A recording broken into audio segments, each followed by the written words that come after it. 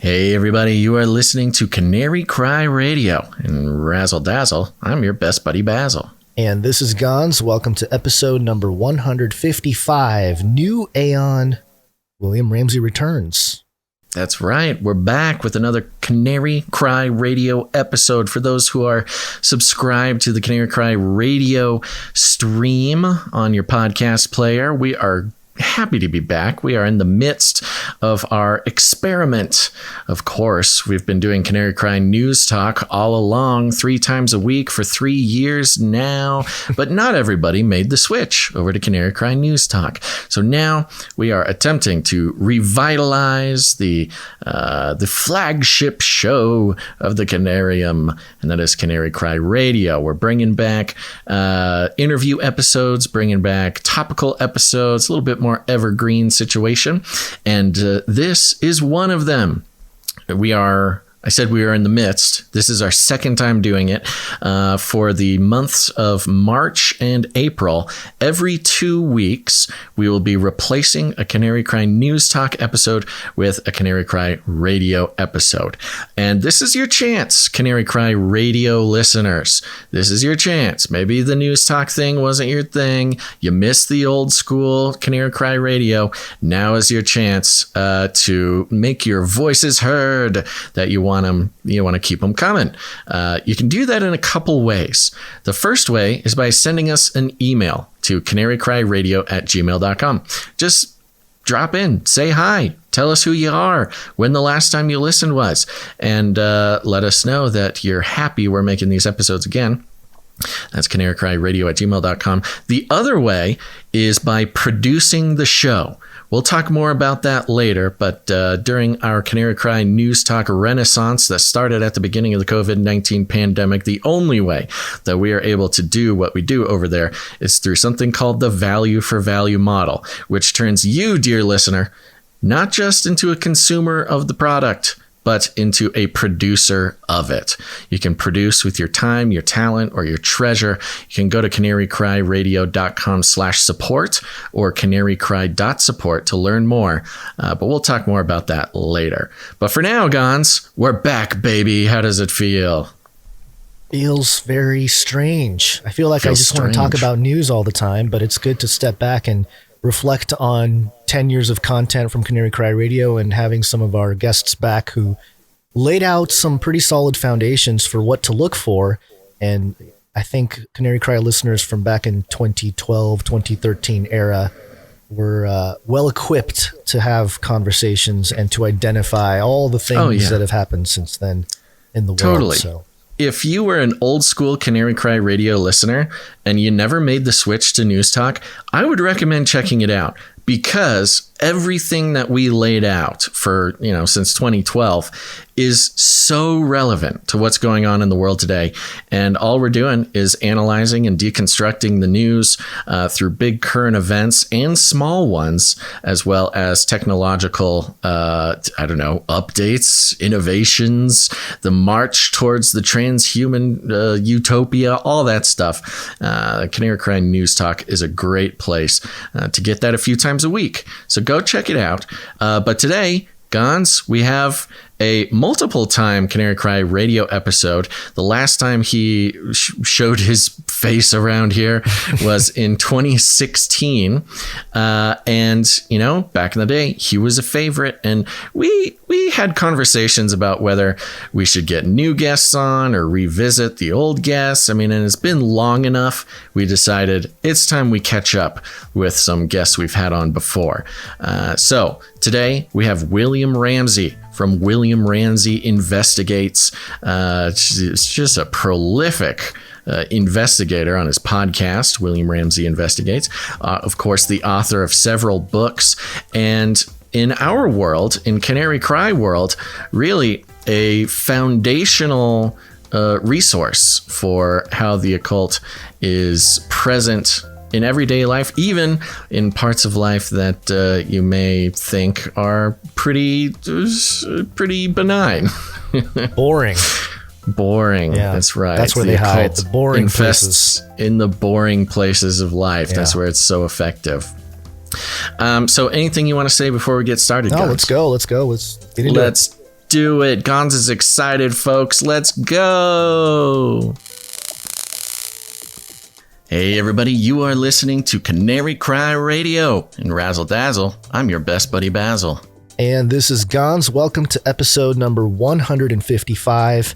In 155. August. Yeah, 155. In August of the year 2012, on episode 20 of Canary Cry Radio. It was a long time ago. He gave us the full download on Aleister Crowley's satanic ritual influence on society. After a brief touch and go on episode 100, he returned on episode 114 in December of 2016 when he outlined the apocalypse or revealing of the occult elite in politics and other institutional leadership. Nearly 7 years has passed since then, and he's back for episode 155, where we're long overdue an update on what has certainly been an accurate foundation that was laid in his past 3 appearances. He's currently the host of William Ramsey Investigates, author, lawyer, independent investigative journalist, and fellow brother in Christ. William Ramsey, welcome back. How you doing, buddy? I'm doing great. Thanks for having me. It's great to be with you guys again. It's been too long. Yeah, way too long. Too long. I mean, it's not, not every podcast gets to brag about having done, let's see here, 30 episodes, 40 episodes in 7 years. We truly have an impressively lackadaisical pace here. Yeah, for Canary Cry but Radio. We're glad to get you back. I can't believe it. 7 years is, it's weird. I might be getting old, but it feels like just yesterday. It is strange. It's a strange kind of time warp. It doesn't feel like that long ago. Yeah. It was. I mean, I was on your show when I was first writing stuff. That was amazing. Like, I think I was on my second book, maybe. I don't know if I had written Abomination yet when I would talk to you guys first. Wow. We were both just getting started back then. Well, that's great. Well, okay. So I imagine for the past 7 years, you've been a busy boy. And I imagine that most of our listeners will remember and have listened to your previous episodes. But if in some wild alternate dimension, if this podcast gets broadcast through the wormhole or whatever, and there's somebody new who hasn't heard of you, can you tell the audience, the newcomers, a little bit about yourself, maybe a little history, a little bit of your academic focus, and maybe, I don't know, your favorite Pokemon or something? I don't know much about Pokemon, but okay. I was in a former career. I passed the bar, California bar. I'm still a member. 1998 was kind of an independent researcher trying to figure things out. Lost faith in the corporate media. Started writing my books. 2010. My last published book was 2021 called Global Death Cult, about Adam Waffen and a cult group called the Order of Nine Angles. And a lot of unfortunate criminal events took place around them. But I've been busy since we last talked. I was a producer for the Ed Opperman report, still doing a lot of interviews with a lot of other shows.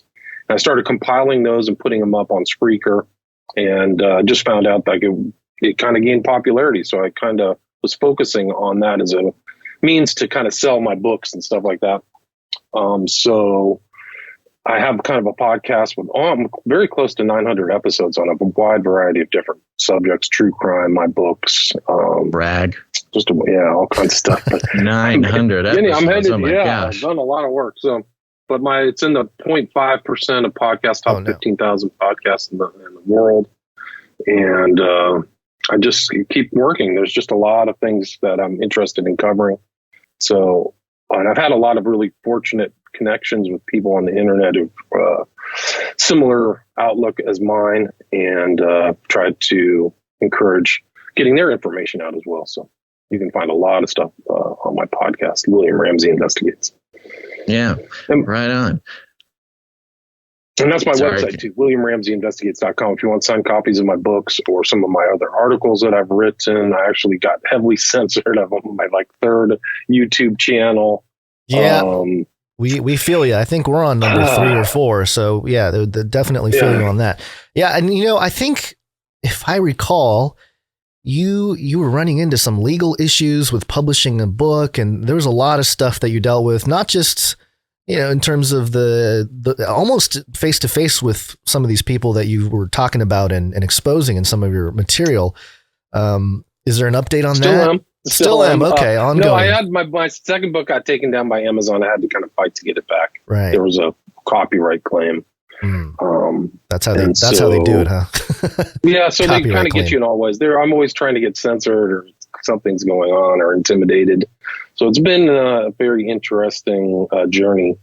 It's been over a decade, but I kept a low profile. I don't go to book signings.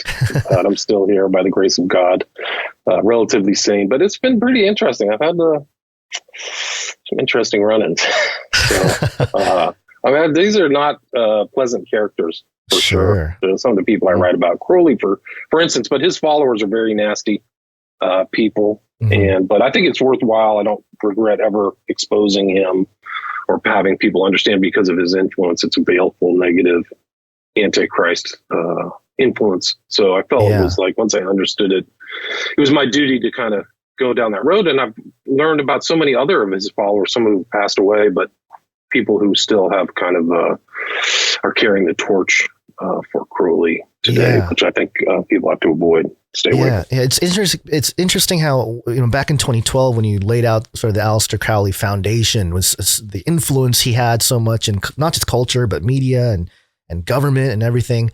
And it was only a few years later where it started to become much more public. The whole and they became almost like controlled revealings.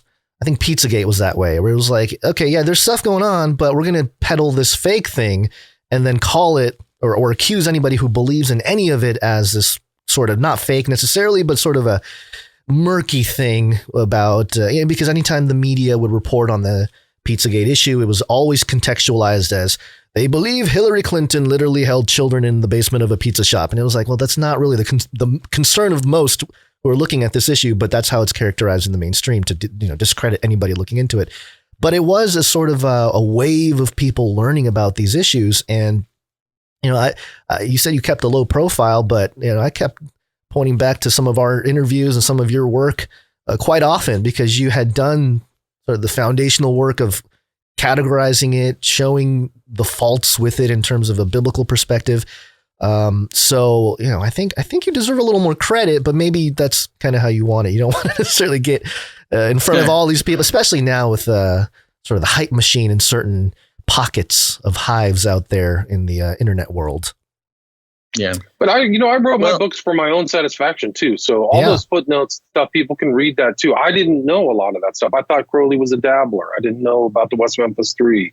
I didn't know about some of these things, his influence. So I wrote them to my satisfaction, but I'm glad that they're out there so people can use that as a baseline. I can push beyond what I've done. Right.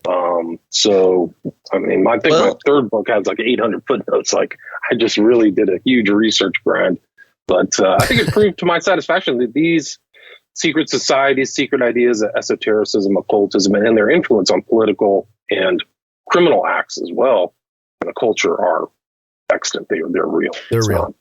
Well, I'm grateful that we had you so early in the history of Canary Cry Radio, had you on the show, because it really did serve, and we may not have even known it at the time, but the idea that, active occult practitioners and ritualists and things like this having a not insignificant place in broad culture. Nowadays, and it's really interesting now in 2023, it's quite common for everybody to know that, the Super Bowl halftime show or the Olympic opening ceremony or a lot of these very public displays are, sort of littered, peppered with at the very least, occult symbology and things like this. This is sort of common knowledge now. It's no longer a fringe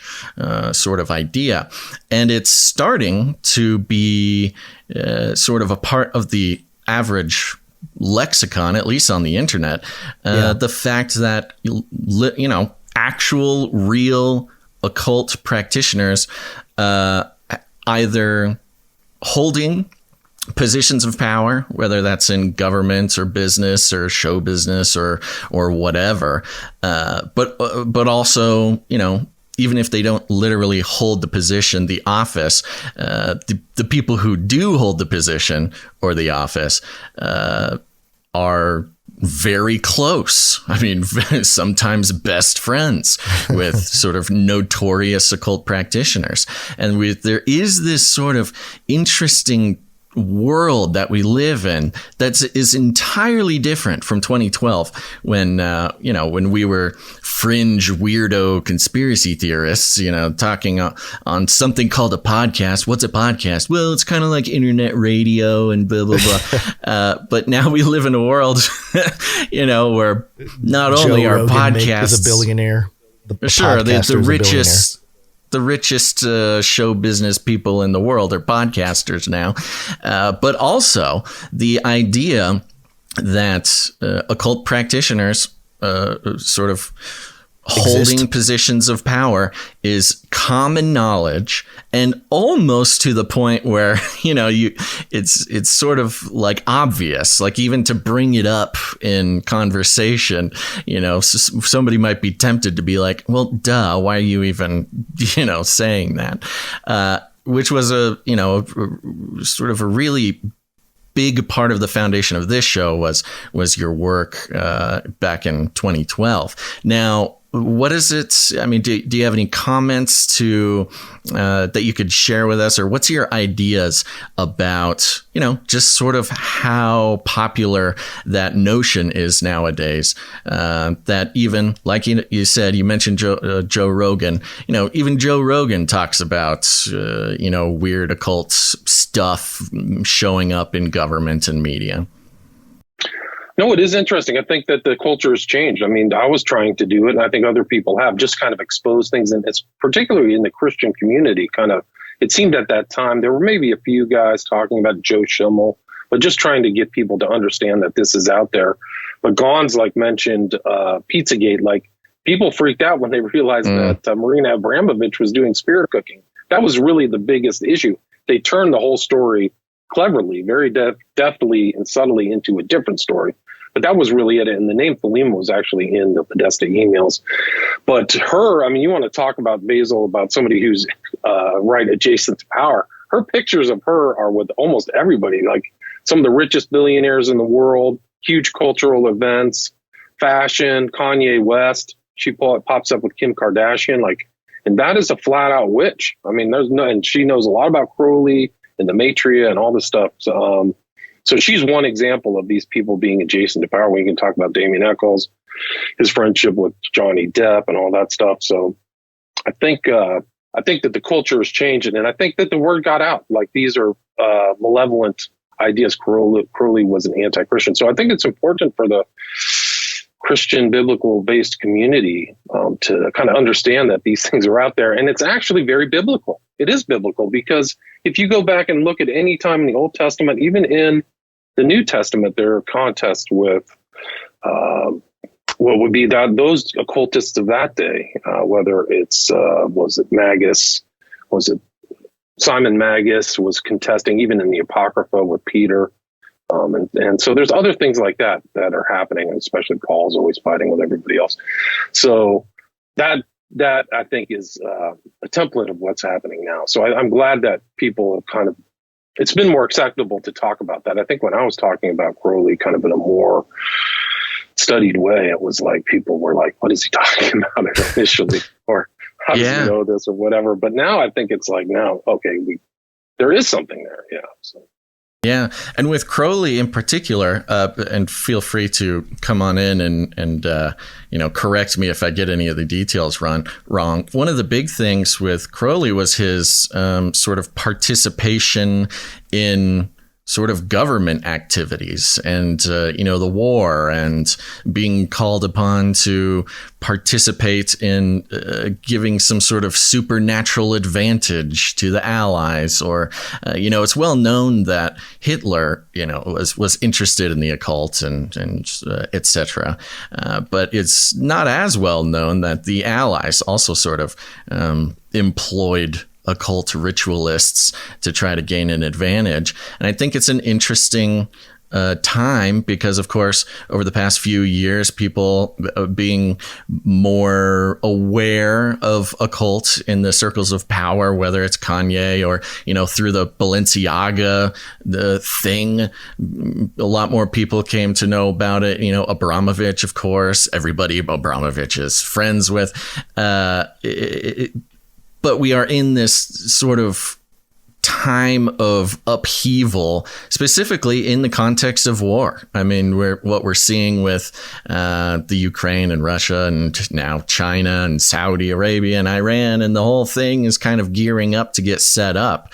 And this is kind of a moment where we could, if we look close enough, start keeping an eye out for more occult practitioners to be called upon again to influence these sort of world events. Yeah, I would keep an eye out for sure. Yeah, I mean, there's very intense things happening in the world right now. There's no question about it. Yeah, there's. I was just going to say, there's a book, and maybe you've come across this book, William. Aleister Crowley and the Temptation of Politics by Marco Passi. Yeah, Passi. Yeah.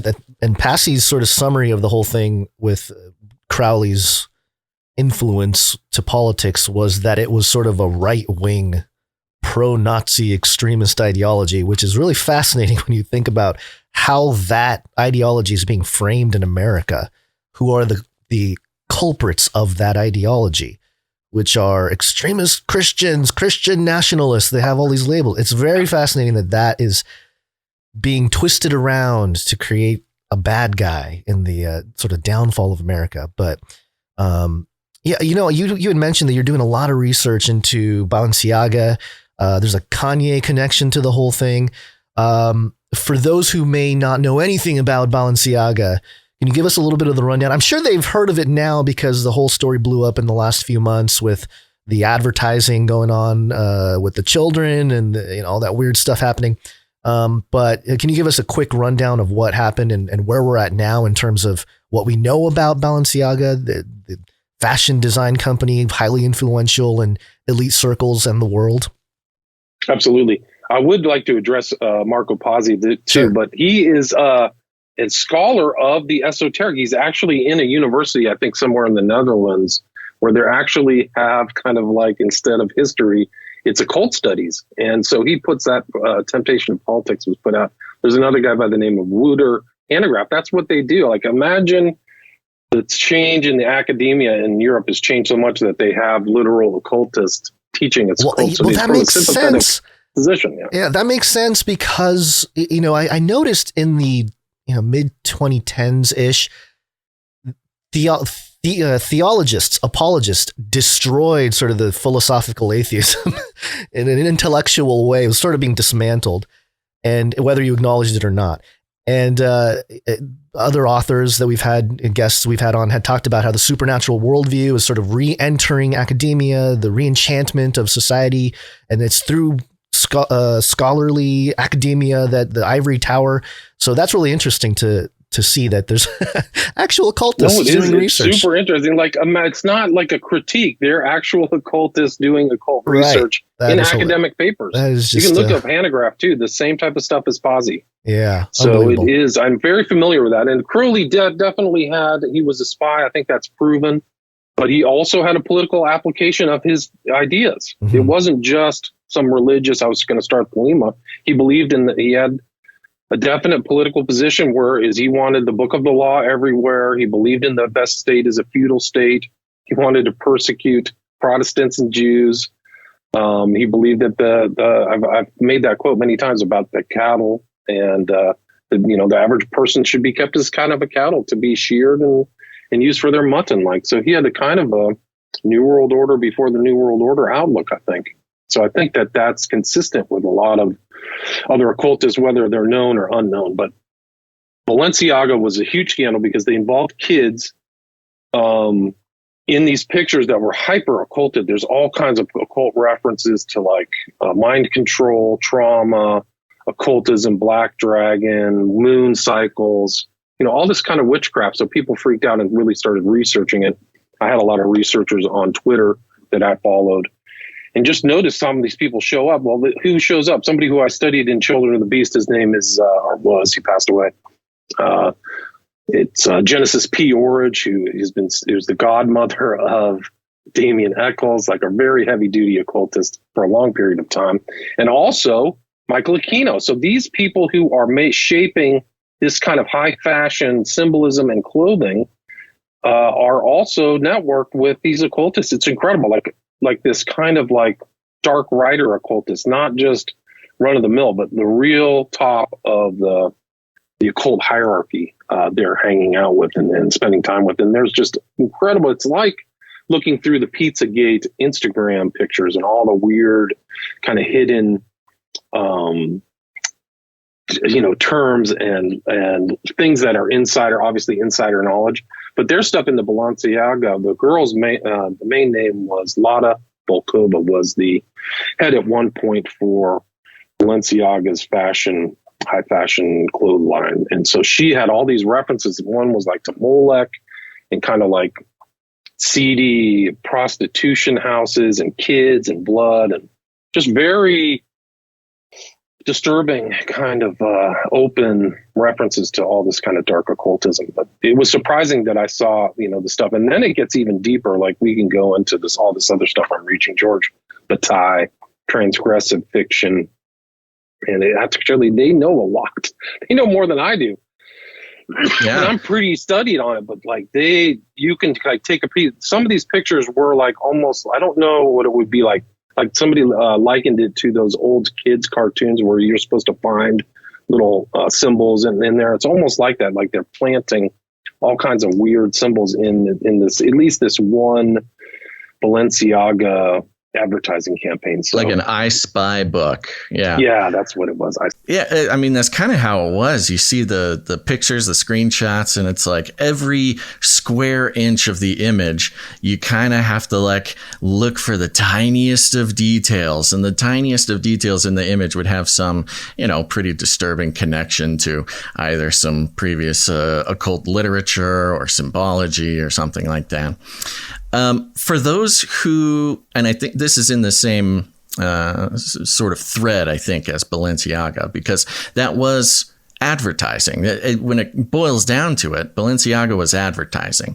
And we're talking about these sort of hidden symbols and messages and things like this in major media. Now, it's been a classic sort of fixture of sort of fringy YouTube channels or podcasts or whatever to kind of break down pieces of media and pull apart the symbology and sort of analyze or deconstruct it for a long time, at least for more than a decade now. But for those who might be a little bit more on the uninitiated side, what would you tell someone, or how would you begin sort of illuminating someone to the fact that the occult really is all around us, and it's not on accident, and it is, both a coordinated effort and the product of individual practitioners, gaining influence in the world? Well, I mean, you could just use Hollywood for an example. So many of these movies have occult themes. They're just redolent with things that are in the common culture. People that know these stories. I just did an analysis of Fight Club and all this esotericism in that. That's just one example, but yeah, it's a classic. I don't really watch TV. Yeah, I don't really watch TV anymore, so I don't know what they're pushing other than unnecessary big pharma drugs. But I mean, I think that in the common culture, if you just look at the films and music, it's all over the place. I think that it's actually the predominant kind of religion is esotericism, more so than Christianity. It's really kind of flipped in the last 70 years or something like that. So I think that that's what all these people do and know. And I think that that's what this whole kind of gender breakdown and all this kind of weird trans stuff is actually Satanism. So I think that that's one of the big push to confuse things, and these kind of weird drag events are all kind of the cultural push of this kind of androgynous view that Crowley would have had, or the pan kind of sexuality that's actually not, it goes through Crowleyanism in part and occultism. Satan is depicted as androgyne often. So I think that that's part of the common culture that's very evident. Like it's popping up on my internet feeds and stuff like that of all these weird the gender fluid things that are happening in the common culture is actually a satanic cultural assault. So I would say that would be a big one for me. Yeah. I have a question about that because there, even as somebody who did a lot of research and made videos and stuff over the last decade, there was always that question of, and this is sort of a personal thing, but also maybe, how you present things. How much do you show? Because I see all that stuff too, especially on social media. There's a lot of people that I guess the algorithms on Twitter or whatever are showing like conservative accounts or, your more right leaning accounts or whatever, who are like, look at this horrible thing that's happening with the trans and the kids and all this. And it's all this footage. And it's like, I don't want to see that. It's like, I get it. I get you're exposing it, but also I don't want my kids to see that. I don't want to see that. Like, I get it's going on. And it's almost like a desensitization, a purposeful desensitization on both sides. Obviously the sides that are within the debauchery is, they're sort of in it, but then to just show it, as part of the exposing is it's kind of a two-way street, and it's starting to get really uncomfortable in that regard, because the same thing with the Pizzagate stuff. It's like, I don't know how much our audience, I'm sure some went down the further down the rabbit trail, but there were really, really obvious disturbing images from the people that, I think it was people that worked there. I don't remember the exact details, but it was people associated with Jimmy Comet. Jimmy Comet. Yes, Jimmy Comet. Yes, that, yeah. 50, one of the top 50 most powerful men in DC, according to right. Was DC Jimmy magazine. James Alefantis. James Alefantis. That was his name. That's right. I thought it was kind of that was kind of his nickname or his pizza place name or something. But yeah, point being that there was a lot of disturbing pictures that were just public. And it's just one of these things where it's like, expose it, raise awareness, but also, what do you think? Like, where's that line for you, or for, how do you present it without, because some of it is evidence, it's proof, it's like, here it is, it's obvious proof, but then now you're exposed to seeing that kind of stuff. I think it's a question I've asked myself on all my work is, do you really want to expose this? Is this something that you're going to put out into the mental framework of society? And I think it was just, I would say my work isn't for everybody, but even in the context of what you're saying, I do think you have to show it because it's happening, because it's real. Yeah. So I don't think that this should be shown to kids, impressionable kids. The reason it's being shown to kids by the part of the dark side is to initiate them, because a lot of these people wouldn't even know they would have that question. When I was growing up, there was never a question of gender. You were a man or a woman. That was it. And nobody really thought any differently. They didn't even go into any kind of internal struggle session or self-questioning. That was always a given. Now it's totally different, because that idea has been, I think, seeded through American society deliberately by the Satanists.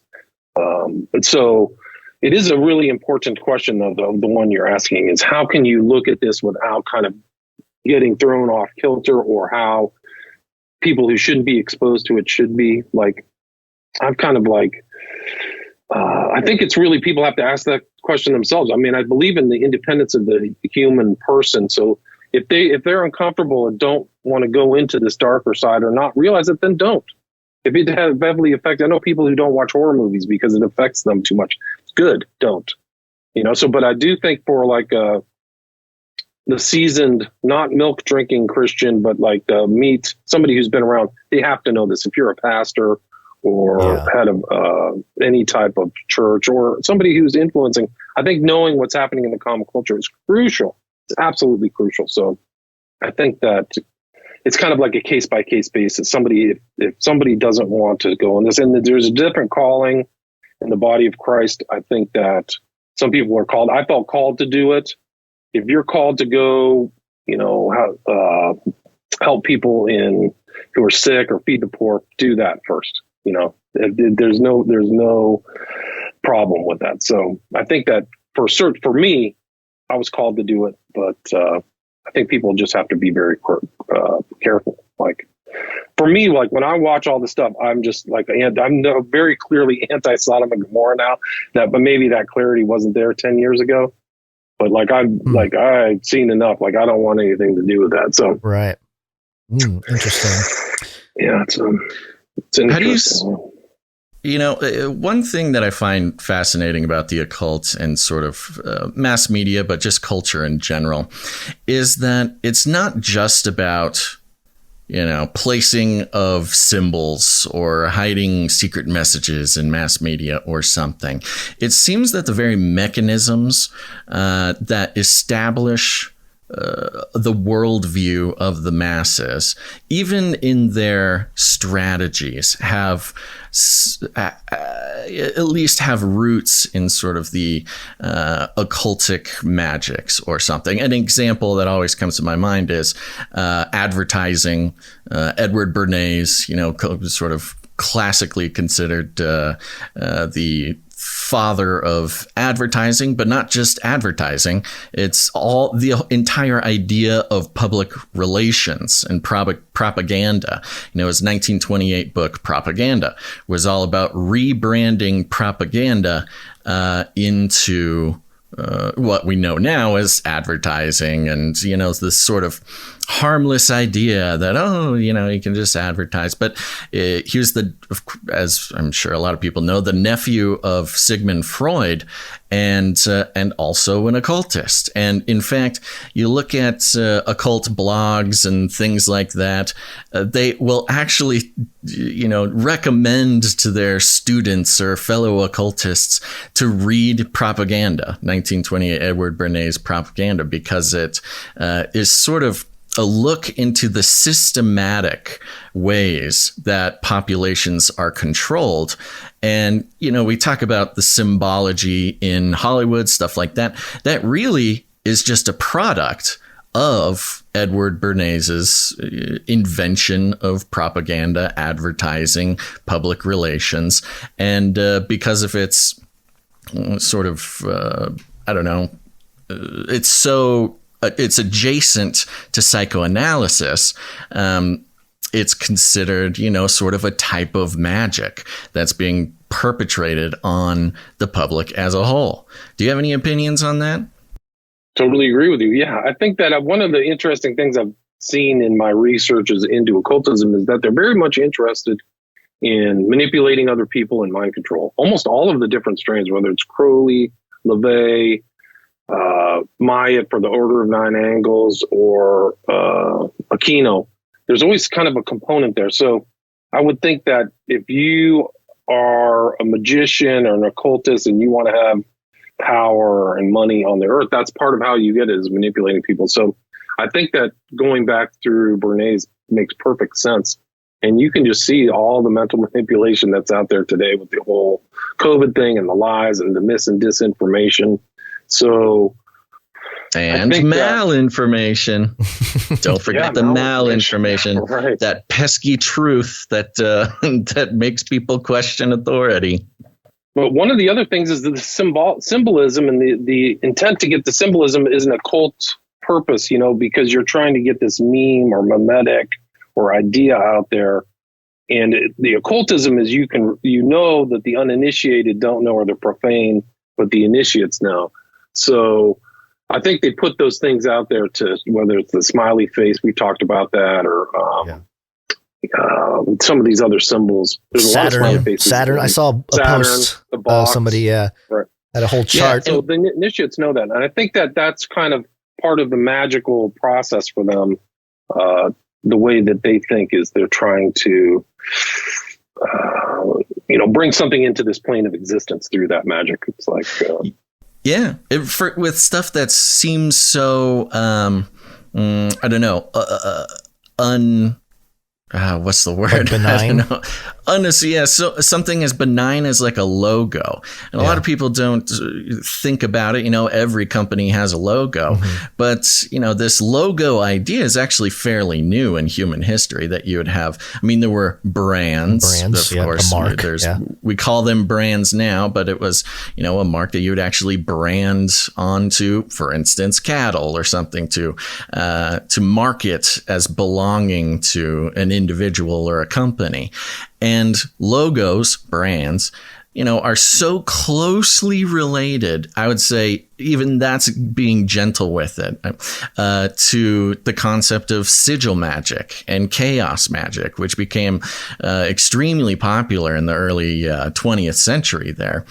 And, it's sort of considered the most modern form of magic, at least as far as I know. You can correct me on that. So even the idea that we're surrounded by logos, the clothes that we wear on logos, the clothes that we wear covered in logos, the products that we use, the food that we eat, they all have basically what amounts to a magical sigil. And, in the chaos magic, I don't know what to call it, theology or whatever. Those symbols are given power and given a purpose. There's a purpose to them. And like you mentioned, it's usually about control. It's usually about control and resources. And, you can see how global businesses, corporations, we ask, well, how are they so powerful? How do they get away with so much? Well, they're literally practicing chaos magic every day across the entire world. And it's working and it works very well. Yeah. So there's kind of this idea that, if the practice of occult, at least occult principles, are so deeply ingrained in every aspect of society, of course you can attempt to never wear clothes with logos or use a product that has a logo and take it to an extreme. And I don't think it's an accident that people who may take what are seen as extreme measures, like not watching TV or staying away from corporate branded objects or products, or trying their hardest not to, expose their children to whatever, media or literature magazines, stuff like that. It seems crazy, and I don't think it's an accident that the normal way to respond to somebody who is taking such extreme measures is to sort of call them antisocial or crazy or whatever. You can either on this sort of super religious side, they're a religious nut, or they are, they're trying to get away from society. I don't know. Separatists. I've seen a lot of hashtag the Amish were right kind of. Yeah, I've seen that lately. Well, nobody can deny it. Yeah, there hasn't been a good review yet. Agreed. Totally agree with that. So they have real food. They operate their own farms. They have that right. They did have a right. But you're right. I've heard that the whole Microsoft Windows is Masonic. And people have gone through and looked at all these, like the Chevron is Masonic, and Starbucks is like some kind of sea creature or something, siren or something. So, and even the concept of Saturn, the planet, but also the sort of manifestation of Satan showing up in just like hundreds of logos. Everybody has logos that have the Saturn imagery. The swoosh and Nike at the and Target. surprise, yeah. A lot of these Saturn-based logos are some of the most powerful companies on the planet. Boeing even has a swoosh around a planet kind of thing, which I guess is supposed to be Earth, but even Pfizer's new logo, kind of has that swoosh to it. Oh, they got the memo. Yeah, they're in it now. They're in the club. Right. Apple is what the tree of knowledge, whatever. I don't know, whatever he was thinking. But yeah, I think it's, we live in a world infused with kind of like magical principles for people to have control. I think that's fair. If you go into some of those corporate heads, that's all they care about is money and power. They're not really doing it for the public benefit. They may have some kind of, candy coating or do something like that, but they're always interested in greed. So it would make sense they would try to use forces that may not be in the individual's best interest. Yeah. Yeah. Well, we have a topic that we cover. It's called Beast Fashion.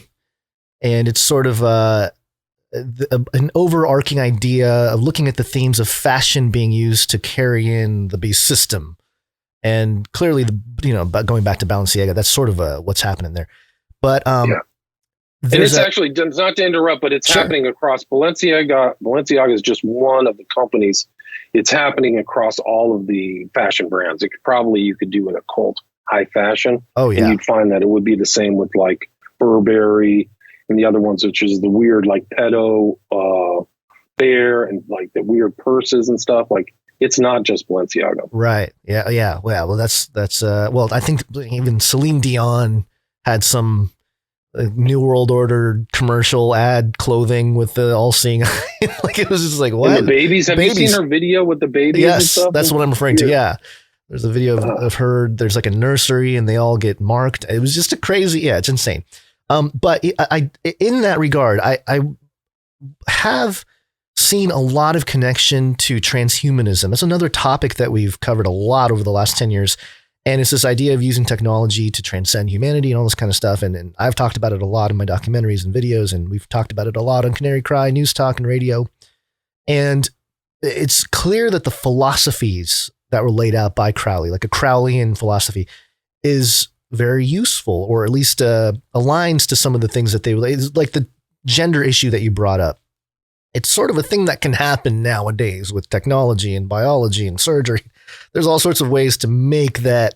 I don't know if it's truly that, but maybe they're trying to do mimic stuff like it. I would right say to mimic it, or maybe, but maybe that's what I'm saying with genetics and CRISPR and stuff like that. Maybe they're offshore boats or something trying to do it. But in regard to all that darkness coming out, there is also this sort of light side, the right side, and certainly, we've sort of identified with that side of things, with Christ being the center of that. But I also think there's a false light kind of thing going on. And I want to play a couple clips for you to get your response to it. Hey, everybody. We hope you're enjoying this interview with William Ramsey from William Ramsey Investigates. It's getting heated in there, getting heated up, starting to unveil the dark forces that are controlling everything around us. But we wanted to take one quick second and thank some producers of this episode. That's right. We're on the value for value model, folks, which means we take no corporate money whatsoever, no advertising, no affiliate codes, no platform partnerships, no nothing. And it really is, well, it should be a paradigm shifting experience. This is value for value, means that we're truly independent media. We take no money from any corporation, which means that there are no corporations with interests in what we say, what we do, what we talk about, or what we don't talk about. We've found over the few years of the pandemic here that the participation of corporate money in media is what's got us in this whole big problem in the first place.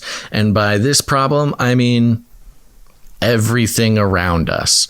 And so we've decided on principle to not participate in the magical rituals, the spellcraft of advertising. Now, that's tough because we got bills to pay around here. Not just related to the, us living human lives in America, but also the hosting, the website, the everything, equipment, upgrades, all this kind of stuff. It's all provided by producers of the show.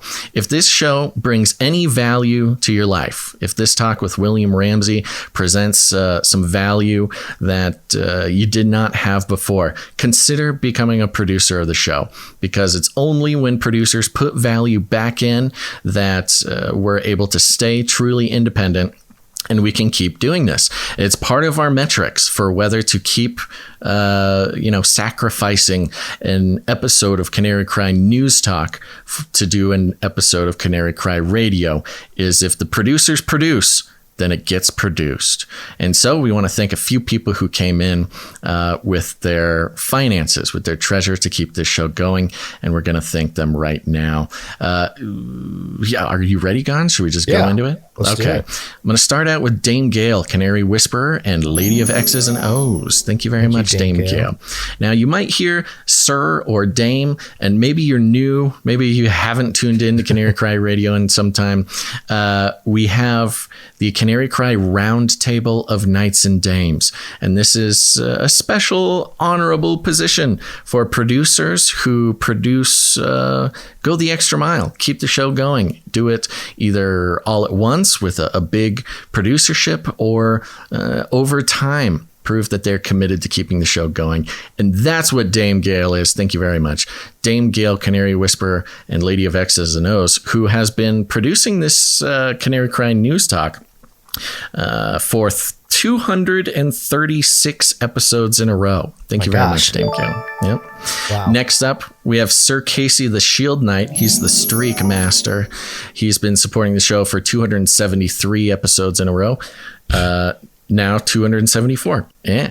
Now we have Veronica D. Veronica D supporting the show 236 episodes in a row. Thank you, Veronica D. We have Doctor Who Dundat producing 38 episodes in a row. We have Sir Scott Knight of Truth, who has come in for 263 episodes in a row. Thank you, Sir Scott. We've got Sir Morv, Knight of the Burning Chariots. Hey, Sir Morv, thank you. Yeah, he came in with $11.11, 206 episodes in a row. Thank you, Sir Morv. We have Sir LX Protocol V2, Knight of the Berean Protocol, pocket full of sevens, 777, 149 episodes in a row. Thank you. Is that a program? Yeah. He must be a program. He's a robot. He's a producer bot. Excellent. Yes, of course. There we go. I think that concludes the list of our producers who came in for this episode. Thank you very much. And if you, dear listener, want Canary Cry Radio to keep going, a great way to signal that is by producing the show. You can create art for the show, jingles, music, whatever you do creatively. Create something for the show, send it in to CanaryCry.Art. It's not send it in, that's a website. Go to CanaryCry.Art. You'll see a button. You can upload it there.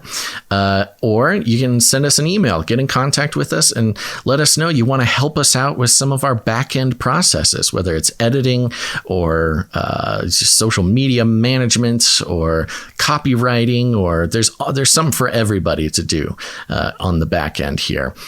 So we appreciate that help as well. Or if you want to support the show financially, you can go to CanaryCry.Support. CanaryCry.Radio.com/support. That's right. CanaryCry.Support or CanaryCry.Radio.com/support. You'll see all sorts of ways to support the show over there. Okay, I think that's it, Gons. I think it's time to get back to our talk with William Ramsey. What do you say? Let's go. Let's do it. Woo, woo, woo, woo, go. And I want to play a couple clips for you to get your response to it. And you may have seen this. I clipped some of it in Age of Deceit 3. It's Manly P. Hall, who I think a lot of our audience is familiar with. I'm sure you're familiar with. Another occultist and author. And it's his teachings of all ages. Yeah. Yes. And he is doing a speech in 1990, and he's talking about the 21st century. And let me play this, and I have another clip that I would like to hear your response from. The 21st century has a strange reminiscence to the 21st year of a person's life. This is the year of the coming of age. It is at that time that theoretically the person adult is an adult. Something is going to remind us that man does not have the right to destroy that which he did not create. He has not the right to take a beautiful world with all its privileges and opportunities and turn it into a purgatory. Every day we read the paper, there is more selfishness, more cupidity. And in a few years now, we're going to come to this period of a new generation. Now, there are a lot of people who are hoping a lot for this new generation. They're hoping we're going to make a major step forward. Well, I think we will, and I think we will succeed. But I think it is very important that this situation should remind Freemasons that they have something to live for. Like a motivational speech for Freemasons, but yeah, any thoughts? Remarkable. So, I mean, you can see that, like, I'm not surprised. Like, you go to like the House of the Temple in DC, it's incredible. The Masons are like a soul secret society of which I'm not a part of. I've never been initiated in any way, shape, or form. So I'm just an outsider looking in, but I'm not surprised. I mean, there's that agenda, the Masonic agenda, has probably been ongoing for, centuries. So I'm not surprised at all that he would think the 21st century. I mean, you can kicked off with 9/11, full of like Masons and stuff like that. Bush is a total Masons. I think Bush actually donated $1 million to the house at the temple, actually. So I think that's, and all Crowley stuff is post-Masonic, so he'd already gone through Masonry. Right. So, and he was initiated in, I think in one of the orders was a Masonic temple in London. So I think it was when he got initiated into the Golden Dawn. Right. So I'm not surprised, but Manly P. Hall is pretty remarkable. Here in LA, they have it on Wilshire. They have an old Masonic building. I don't think it's in the same. I don't think there's as many Masons as there used to be, but it's pretty incredible. They have pictures of Oliver Pike outside and all the wise men, Pythagoras, and all that stuff. Yeah. But, that's where he had. I think it's up in Los Feliz where he had his Center for Philosophical Society, which is a pretty impressive library, actually. I mean, this is pre-internet. He collected a ton of books.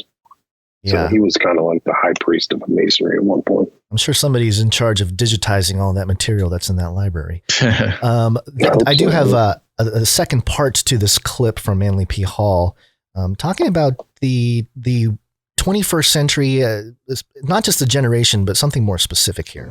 Almost all of the secret societies of the past have been dedicated to clean-up jobs.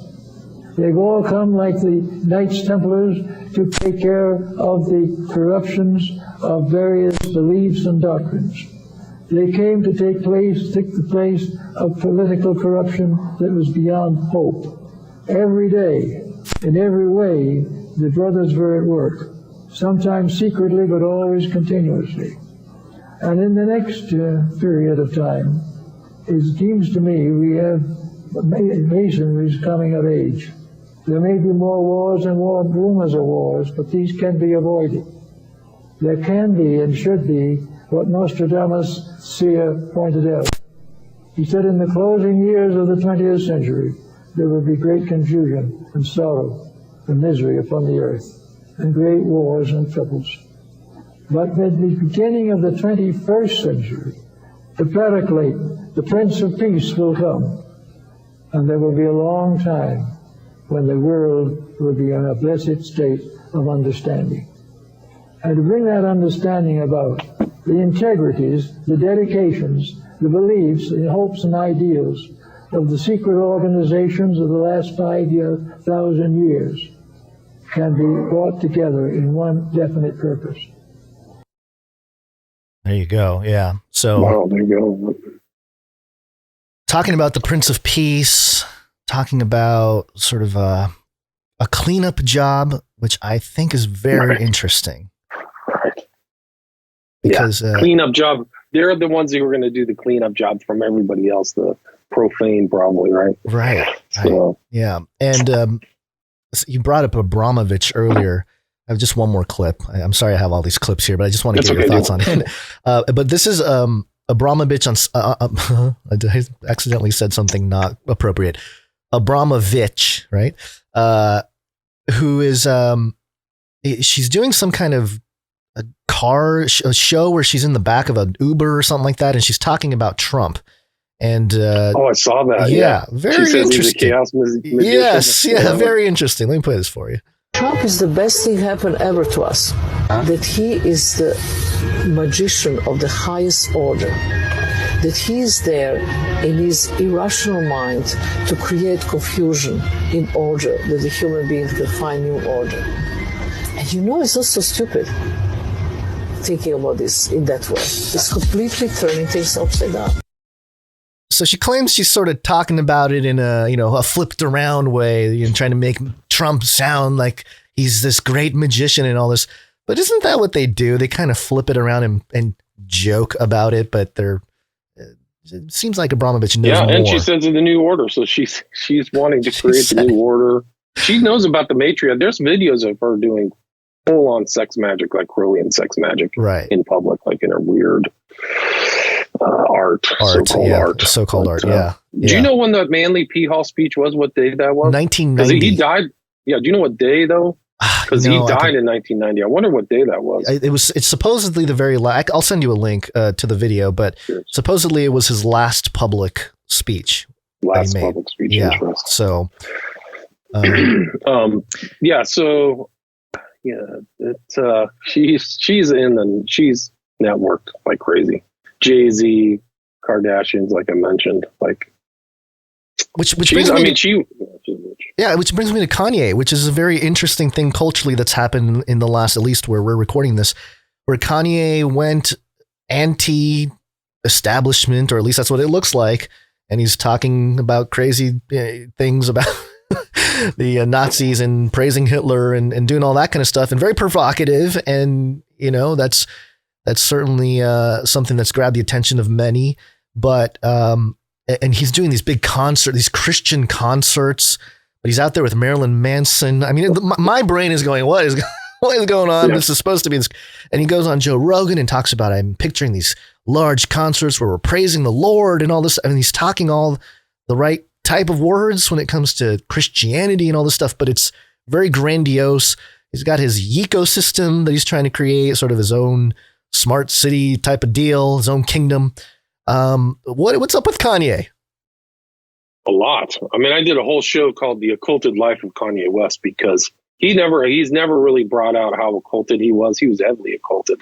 There's pictures of him with Alejandro Jodorowsky. You can check that out. And then like people who loved Marina Abramovich. But he was even when the Balenciaga scandal exploded, he was at one of the Balenciaga shows sometime in late 2022. So he has an interest in high fashion. So his Christian views, like the whole thing with Marilyn Manson, is so strange. It's almost incomprehensible because Marilyn Manson knows all these occult stuff, Crowley, all that, Abbey of Thelema. He sings about that. Friends with Eccles. So to see him like on a so-called Christian, it's kind of like Gnostic Christianity or something. It's very curious. But as far as somebody who knows how to get into the public eye and into the zeitgeist, I don't know if anybody's better than Kanye. Maybe Trump, maybe Donald Trump. But he got people to talk about him. They both, if Trump is a master magician, Kanye is as well. And it's interesting because they both hold what a lot of people think is sort of, a strange Christianity, at least. I mean, they're both claim to be Christian. They both sort of, I think not coincidentally, consider themselves to be a type of savior figure. In recent Trump speeches, I am your vengeance. I am your retribution. I am your warrior. Yeah. I am your retribution, stuff like that. And of course, Kanye has just literally said that he's Jesus. Right. So, you have both of them. God loves me. I love God. Yeah. So it's very curious. I mean, I would say that you almost kind of like need to have some kind of like testament of faith for the modern age to see what type of Christian you are, because you could just be like, yeah, Jesus is inside all of us or something like. So I don't know. I don't think that he's really convinced me that he is has integrity toward or is authentic. Well, like he doesn't quote the Bible, or I don't know what you would need, but I think that you'd have to kind of renounce your earlier life, what he was doing, I would say. Which is what I find interesting with the timing of everything. He came out, he's sort of against it. The Balenciaga thing was blowing up, and he's doing this really hyper anti-establishment type of rants. And so the whole thing is very, and if you recall, I think it was Trump and Kanye, when they met, they were talking about dragon energy. Wasn't that them that said, like, yeah, we got dragon energy? I was like, what are you guys talking about? That's the thing. I mean, it's the question of is Trump and is Kanye, are those two men good Christians or not, is almost boring. Like, it's almost not even the right question to be asking, in my opinion, because what I see when I see both of them, I do think that they are both as authentic and honest about their Christianity as they possibly can be, whatever that means. But, it does bring up this idea of Christian witchcraft or, Christian, co-opting the tools and the liturgies of Christianity for the purposes of magic. Well, using it in the Bernays system almost, right? Like using the Bernays propaganda machine. And instead of pumping satanic stuff, like a syncretism, But yeah, like so many political people have used Christianity for political means from the beginning of time, if not religion. Yeah. Like they're just going through the motions because they know people want to see it. I mean, how many? I mean, that's got to be replete within Western civilization for 2,000 years. Yeah. If you go back all the way to Constantine, right? Like, how much of a Christian was he really? He was a great political figure, that's for sure. But yeah. Well, and I think you could say this about a lot of politicians. I think Maria Abramovich would say about a lot of politicians that they are sort of masterful magicians because, you know, in the ideas of magic and chaos magic specifically, you know, anything that holds attention, you know, lots of things can be used for magical purposes, you know, and Christianity is a big one because think of the symbolism, very powerful symbolism, instantly recognizable symbolism, you know, the Bible being the most printed book in history, and there's more Bibles in circulation than there are whatever dollar bills or something. I forget what the crazy statistic was. Not after 2020. Right. So in a strictly occult sort of chaos magic lens, or the theology of how they believe that it works, co-opting Christianity would be a very powerful magical system to use for your own purposes. And I think when we have these conversations of is somebody a real Christian or is somebody a good Christian or not, I think what's really being talked about, what the real question is are they simply occultist magicians who are co-opting the powerful symbols and the powerful the power that Christianity can hold over people and wielding it for sort of magical purposes? And you listen to Kanye and the way he talks about things, and I think to a degree Trump, although they have different styles, I think you could make the case that they possibly are just very powerful sort of magicians who are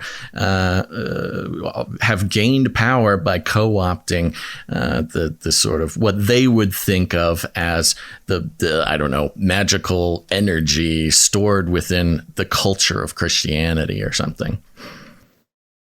Good point. Excellent point. I totally agree with that. But they've been doing it. I mean, if you go back to the early parts of like the Pope or the Catholic Church in the 15th, 16th century, it's all political. It's all about money and politics and installing. The popes were not religious figures. They were the head of the church, but they were being put in there by the Medicis or somebody like that. So how much different is that today? I don't think it's that much different. I mean, maybe not think it's different at all. But the religious figures, the Christian religious figures in the United States are political figures. And even going back to like Bush or whatever, what was the guy who was like not the moral majority, but there was some guy who was like, I'm going to put Christianity in dominionism. And it was that kind of capitalistic Christianity. But Bush obviously is not a Christian. Like, that guy's been initiated. He was in the tomb playing as a Christian. All these Christians adored George Bush Jr. Skull and Bones. Even Senior. And they had to it had to have been a magical thing, just like you said, Basil. Had to have been a magical thing for them because they were initiated and made oaths to God knows whatever, the Illuminati or whatever. But they never renounced that, never exposed that. But it was really the core of their powers, the Bonesmen and all that stuff. And I'm pretty sure they, at some point in that library in Skull and Bones, they read Crowley to a certain extent, Bush Sr. and Jr. Yeah. And I don't think it's a coincidence that you see specifically politicians simultaneously wielding sort of occult knowledge or at least occult participation in conjunction or right alongside trying their hardest to convince everybody that they're Christian. You know, it's an interesting path that you see so many politicians follow, and it makes nothing but sense, and especially through history, like you're saying, because what are politicians all about? They're all about power. And what is magic all about? It's about power. It's about exerting your will on the world around you. And who are able to exert their own will on the world around them more than politicians, especially these days. It makes nothing but sense that politicians would be among the sort of most practiced and most exposed to the educated magicians or whatever. Right. I'm curious, William, you do a lot of work. You've written a lot of books. You do a lot of podcasts. What right now is holding your attention? Well, is there a topic or a current event or an area of study that is just gripping you right now? Maybe you're working on a project, or you're just diving into something that has your attention. I'm definitely working on a project, putting together a documentary based upon my book, Global Death Cult. But there's so much going on the world. Like, I'm definitely plate spinning a bunch of different ideas, whether it's the entire kind of jab situation, the new biomedical fascist state, still following occultism. I follow Balenciaga. I still like my book that I wrote in 2012, Abomination, still pops up. So I've been working on stuff related to that. Yeah. So you want to tell us about it? Teach us something that's making you excited nowadays. Well, I mean, the guy who I wrote about just showed up on Tim Pool, like one of the biggest or bigger broadcasters out there. And just, I think he just kind of worked them over. They didn't seem to have to do their research. So, and who is that? Who was it? Tim Pool. No, I know Tim Pool. Damien Eccles was on there. Oh, Damien Eccles. One of the West Memphis Threes, yeah. Right. But if you want to talk about propaganda, manipulation, mind manipulation, Bernays and stuff like that, you should watch the interview he did with those two, because they just got worked over. They didn't know any of the facts. He was putting his ideas into their brain. I think that was pretty instructive, actually, for people to observe a really slick manipulator. I was going to say, Tim Pool, there's all these alternative platforms now that have gotten really big in the last couple of years, Tim Pool being one of them. So is this literally a public display of a sort of a mind takeover? I think so. Wow, that's interesting. Yeah, no, it's really incredible. I think the guy knows. Damien Eccles had an unpublished book called Mind Magic. So it was about mind magic. And I think that he's very skilled about how to kind of reinforce people's ideas, even if they're wrong. So every time they would say something incorrect, you go, yes, exactly. Right. He would repeat that over and over again, knowing he knows the facts, but they don't. So it was really kind of an interesting. So I just did a show, and it's interesting because Poole thinks that he's involved in the culture war. So he's having Eccles on as an exemplar of somebody who supposedly was injustice, but it's the exact opposite. So it's kind of like almost like a magical occult thing, where the exact opposite is happening than what really happened in reality. Like, it's incredible, like a total inversion. And Eccles is kind of an important figure. He was featured as a kind of like he was modeled, this character from the fourth series of Stranger Things was modeled on Eccles. Eddie Munson was the guy's name. And he was I've seen him pop up on some pretty big podcasts recently, Damien. What else has he been on? I don't know. That was the biggest one I saw him pop up on. Yeah, he was on Duncan Trussell's podcast. Right. Yeah, he has. You know, I've seen him pop up in some pretty mainstream, big broadcast locations. Sounds like the Rogan tree. I know we've talked about Damien Eccles before. You've mentioned him in previous episodes, but what is it you find so fascinating about this guy? The main influence in his life is Aleister Crowley. That's it. So that's kind of like why I keyed in on this, because I think he's a modern practitioner carrying on the torch of Crowley. And you want to talk about a guy using Christianity for his own purposes. If you watch that Tim Pool interview, he actually says one of the most important people in his life was Joel Osteen, right, from Houston. Oh. And then he actually, at the very end, he really drops a bomb like a Christian would recoil in horror, where he says, outside of space and time, there's a creative energy we call God. So it's not like a anthropomorphized God of the Old Testament. There's a God, and it draws power to us and then we can fuse it just like Jesus. We can become gods. It was like off the charts. And Tim Pool didn't say, he just went, wow, or I dig it or something like that. I dig you want it. to see, yeah, you want to see somebody manipulate Christianity to his own ends. That's a perfect example. It was off the charts.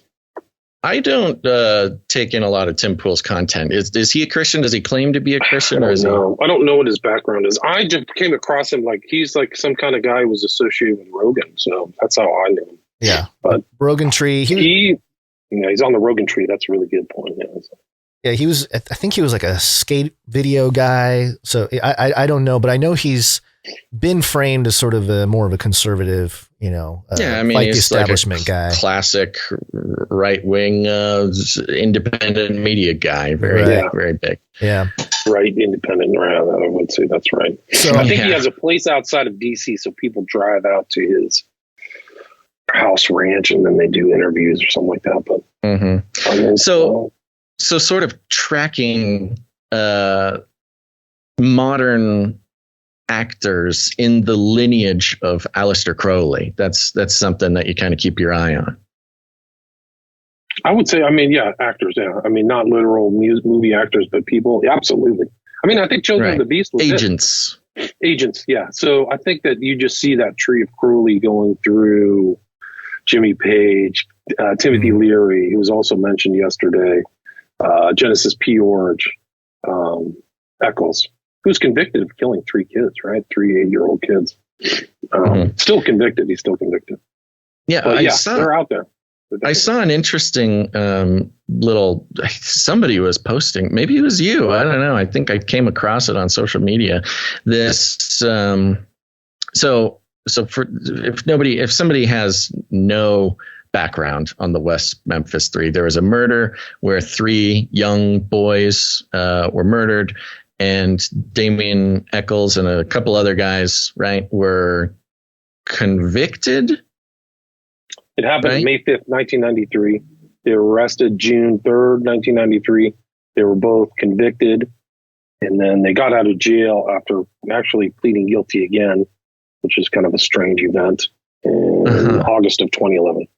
And so they did get convicted and they served time. I thought maybe they were still fighting for their innocence or something. They kind of are. They're still guilty at law. Their guilty pleas still stand. But they're kind of going through in my opinion, a public stunt to kind of like blame everything on the state and make themselves look good and make the state and the prosecutors look bad in the public eye and garner public sympathy. So, are there any other suspects? Because this video that I saw was trying to say how it could not have been Damien Eccles because the murders were more reminiscent of Druidic ceremony than of satanic ceremony. So, why would this Satanist... That would float in right with Damien Eccles. He just posted something today about Druids.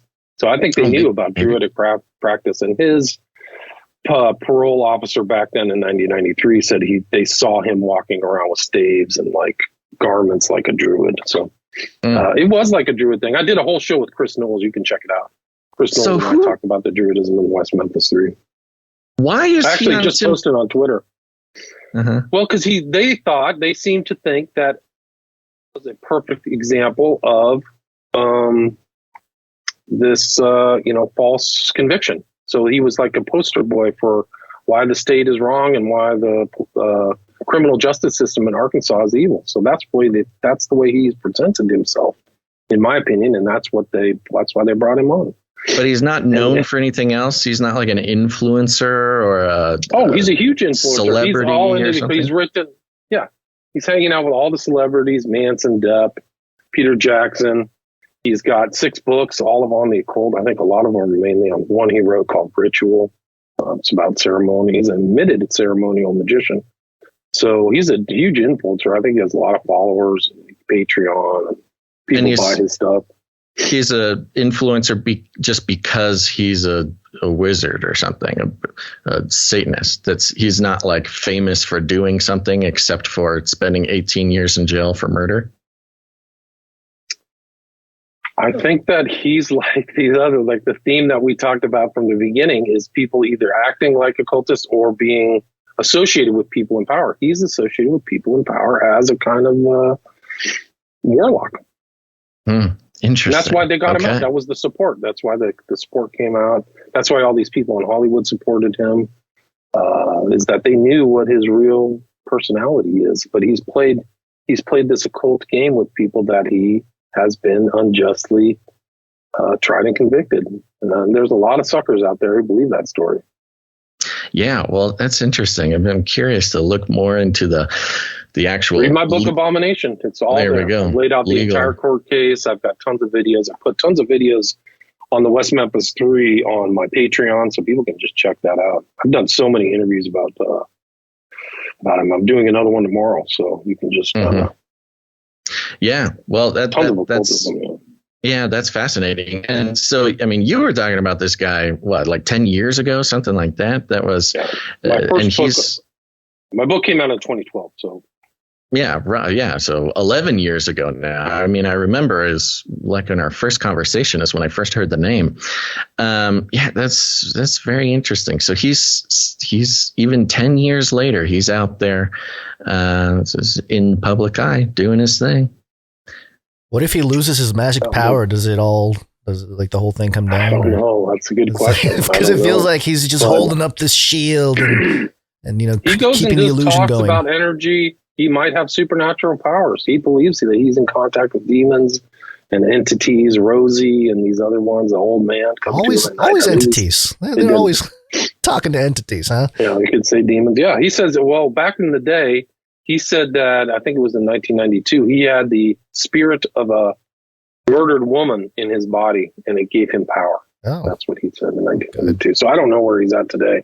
I don't know what he wrote something on his social media, like drank some wine and he could taste the god in it, like very Harry Potter-esque type stuff. But man, yeah, he has a lot of followers. He has a lot of, he's got a coterie of like-minded people around him, is one way to put it. So in Global Death Cult, you have the subtitle, The Order of Nine Angels. And Angels. Oh, it's angles. I read that wrong. Never mind. I was going to ask you about the 9 angels or the Council of 9. About the 9 angles. Yeah, what are the 9 angles then? Is that the perpetual number? It's their kind of idea of the kind of cosmos where there's like stargates where you can bring in dark gods. So they have this kind of crazy view. There's 21 dark gods, at least the original Order of 9 Angles. So that's when you see, if you look at my book cover, you'll see that kind of design of the angles going in. One is like a portal, but they were kind of a fairly post-World War II new occult group that popped out of actually the farthest right in the UK, where all these like Nazis were, and it's kind of a fusion of Nazism and occultism. And the guy read a lot of Crowley, so he knew stuff and was in contact with LaVey, which I include a whole chapter in that book. But it actually disseminated and went through the internet, and like there's murders associated with it. There's all kinds of crimes. They had a guy that just got sentenced. His name was Ethan Melzer, Melzer.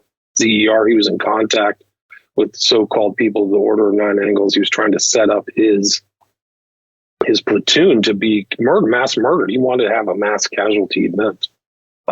And so they caught him. He got sentenced. They threw the book at him. He was going to jail for 45 years or something like that.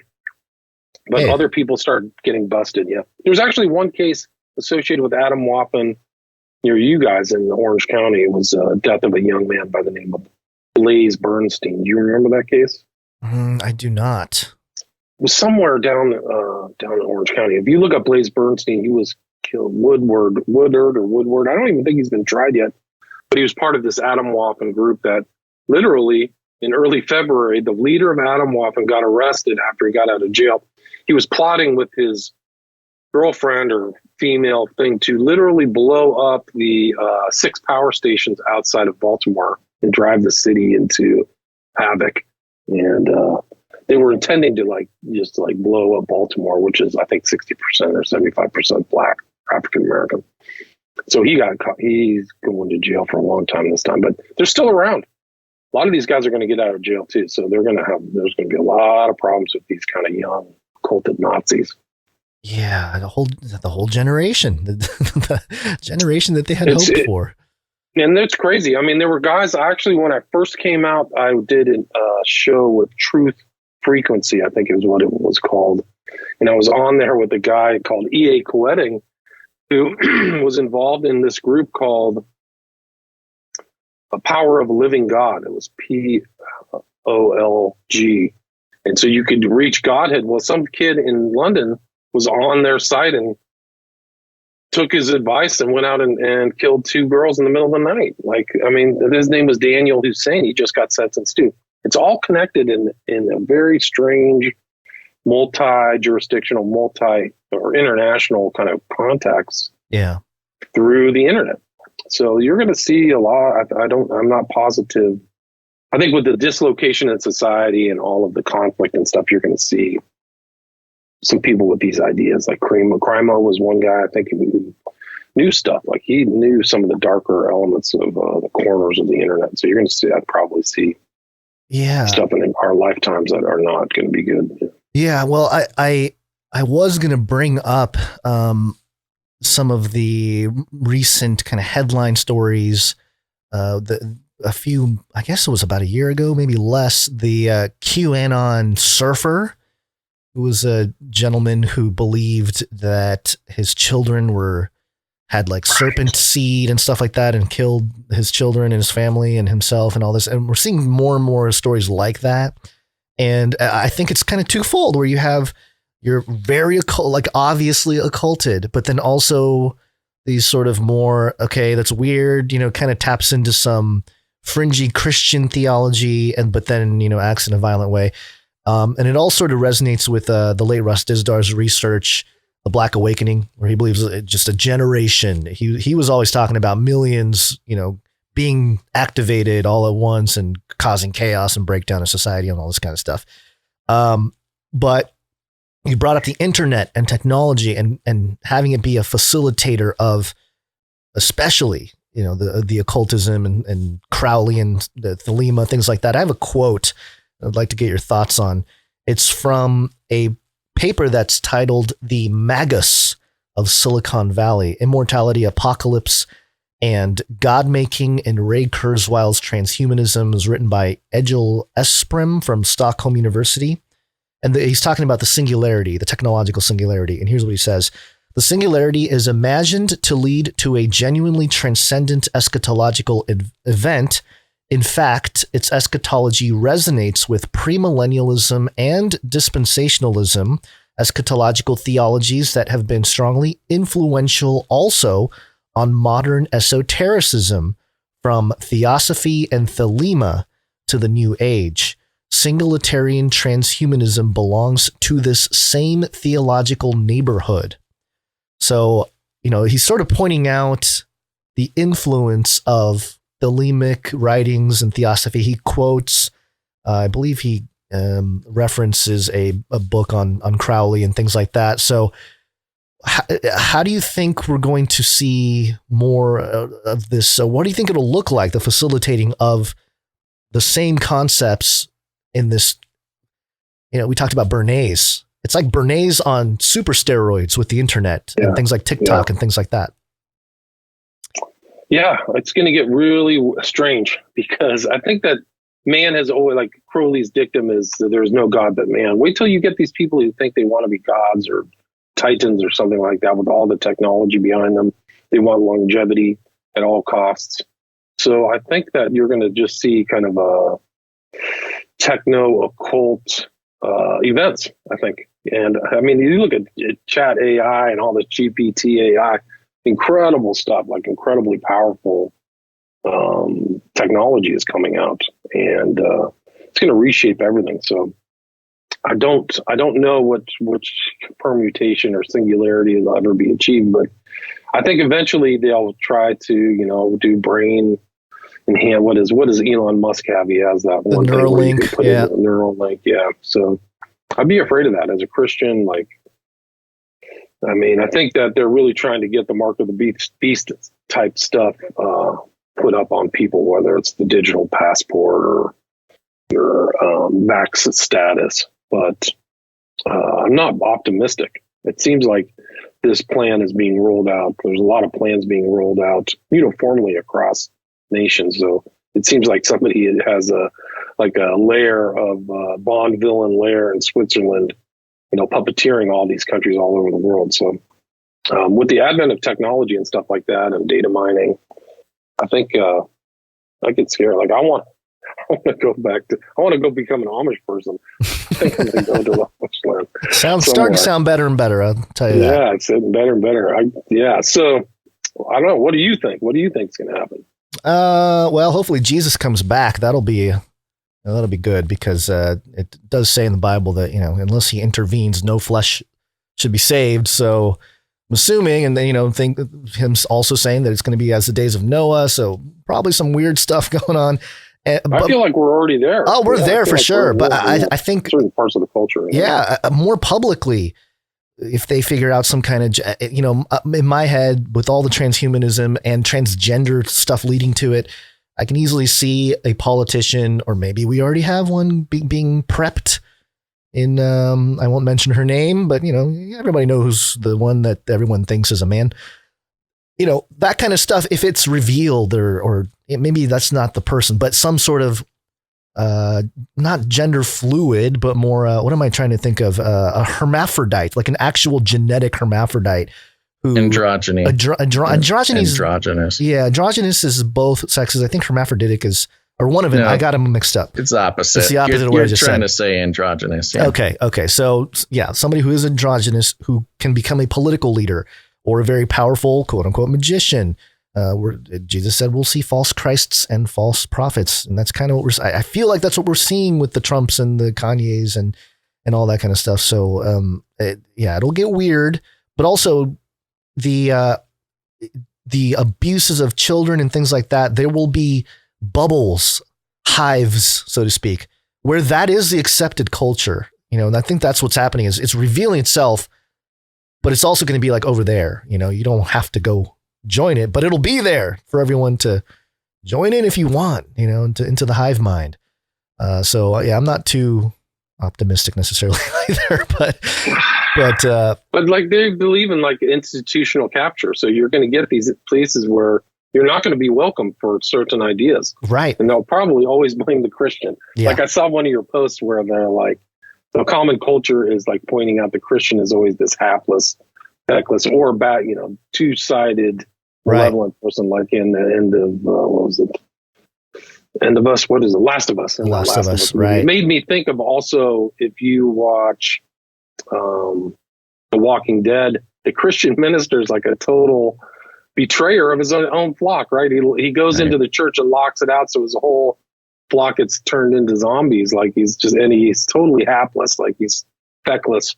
So I think they'll just take it even farther, like, oh yeah, you're the guy, you're against freedom. And it'll be like their version of freedom will be the inversion. It will be the Crowley version of freedom, which is total do what thou will without any restrictions. Yeah. So they'll blame the Christians for like being shrill evangelicals. Everybody will become an evangelical or something like that. Yeah. Which, whatever. I mean, they just caricature you. And so it's like, I think that's where we're headed. It's probably was the days of Noah or places where everybody was practicing kind of pagan religions back in the day, where there were, few people left who weren't doing it, like Lot or something like that. I don't know. But yeah, it doesn't seem to work. It seems like we're going the wrong direction on a greased slide. It doesn't seem to be stopping. Well, yeah, with especially all the genetic stuff happening, and we're kind of running out of time. But the whole Epstein becoming such a huge public issue, especially with his quote unquote suicide and all this kind of stuff. But I'm pretty sure they had to take him out. He was murdered. Yeah. Well, yeah, either murder. Yeah, sure. There's all sorts of theories, but really his transhumanism was something that is not often discussed. The stuff he wanted to do with the genetics, and I'm sure these elite people with these worldviews, holding to a thelemic or theosophical worldview, they might be the first folks to have access and the resources to I don't know, genetic upgrades or genetic experimentation or, brain machine interface experiments or whatever it may be. And so, yeah, that's where I'm kind of like, okay, well, it's probably not looking good. And then you got Elon Musk, like you mentioned, coming out and saying in 2013 or 2014 that, hey, we're summoning a demon with AI. So what's your solution, Elon? We must merge with AI so we can maintain some sort of humanity. And it's like, oh man, this is not looking too hot for especially for, I mean, I say humanity overall, but also, Christians specifically, who seem to have read about these types of events for generations in the book of Revelation and seeing it as sort of, it's allegory. It's never going to happen. And now it's like, it'll be kind of weird if it doesn't happen. It's so right. It's built up so much. Like, what's that meme? Like, what book of Revelation is going to be proved today? Like, it's incredible. We just had a massive genetic experiment with these shots. Yeah, that was just one of the biggest.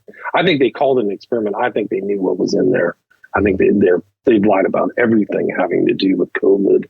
So I just think that's another lie. It's a massive genetic experiment, the consequences of which we have no idea. We'll feel it out for the next 10 or 20 years. Yeah. And it's like you're going to have a dip. You're going to have a birth dip. You're going to have a death rise and a birth dip. They'll be like 5 years from now or 6 years from now, those kindergartens will be empty. They'll be half full because their kids were not born. And it was just massive. There was just a report, just an article that the mortality rate, the infant mortality rate, exploded in 2021. And this was mainstream. I think it was CNN. They were talking about it, especially in the, African-American communities, which kind of connects with another point about the past 3 years was that, again, tying in Edward Bernays, the advertising, the PR, the public facing communication from government and companies and everything regarding the vaccine. I mean, it was maybe the most powerful campaign that has ever been mounted on a population. I mean, it was a worldwide sort of I would say occultically inspired advertising mind control campaign, that employed every single powerful corporation. Their logos were getting put on the news channels that told you over and over and over again that, you had to do something. And if you didn't do it, you were, the enemy of society. That's kind of... You're doing it to save grandma. You're doing it to save your loved ones. I mean, imagine behavioral psychology was brilliant. And they had very brilliant people get involved in doing that. So pressure people and Christians need to understand behavioral science. Yeah. Because they got Cass Sunstein, who wrote that one article for Obama. He was enlisted with his wife. And they got guys from McKinsey Consulting, did a lot of stuff to decrease vaccine hesitancy. So they got the best of the brightest. Like, they knew what they were doing. The guys at the very top knew exactly what they were doing, how to get it out to the public. I mean, I was duped. I didn't take the shot, but I believed in the lockdowns or whatever because that's what they said. But then now I realize they were just all scoundrels. Well, man. They're all criminals. They're criminals. And that's the power of the advertising. I mean, that is the magic spell. It is the mechanism by which, magicians at the top of society control the masses, is through the what a lot of people consider to be a pretty benign practice of advertising. I mean, we've been doing the value for value model for quite a while now. And, rejecting all corporate money has been maybe the best decision we've ever made. And it's not just because, if you take some advertising dollars, you're, suddenly a shill or something and can't be trusted or you're censored or whatever. But the very act of participating in the mechanics of spellcraft being practiced on the masses. It's just something we couldn't, we just could not justify it to ourselves on principle. And, some people scoff at us and some people get straight up angry when we talk about it. But the point is, and I think that's another result of how powerful the spellcraft of advertising is. If just speaking out against the concept of advertising infuriates some people, and similar to how speaking out about other things will entirely infuriate people towards you. And it has been difficult for sure. But when I see, you talk about the biggest atrocities that are perpetrated on humanity, why are they able to happen? Why don't people rise up, march in the streets, or do whatever? Why not? Well, because of effective advertising spellcraft. It changes them from the inside out to then defend the people who are perpetrating it on them.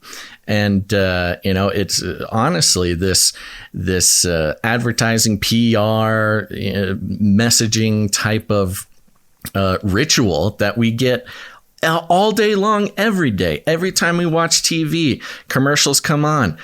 It is a ritual that you are not partaking in, but is being perpetrated Foisted. on you. Yeah, because it's meant to control you. And yeah, you can say, I don't respond to advertisements. I'm immune from the effects of advertisements.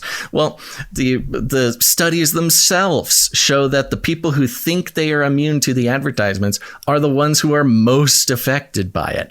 And if that's not magic, I don't know what is. So, you think of everything that's happened to society. You can say the same thing about Ukraine. Mm-hmm. Why the whole Ukraine war, the whole Russia propaganda, everything about it. How is it that people are so bought in and will orient their lives around a cause that has nothing to do with them?